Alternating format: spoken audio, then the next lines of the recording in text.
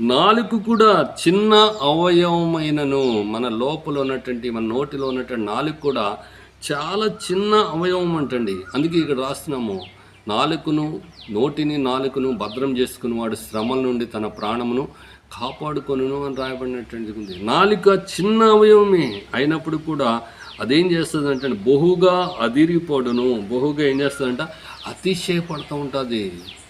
నేను చాలా బాగా మాట్లాడినానా, నేనంటే ఏంటనుకుంటున్నావు అంటూ ఆ నాలుక ఏం చేస్తుందంటే అతిశయపడుతూ ఉంటుంది, అదురుతూ ఉంటుంది. ఎంత కొంచెము నిప్పు ఎంత విస్తారమైన అడవిని తగలబెట్టును.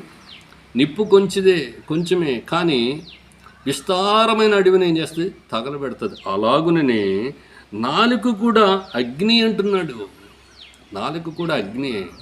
మనకు విజ్ఞానము అనేది దేవుని ద్వారా మనం పొందుకోగలుగుతాం.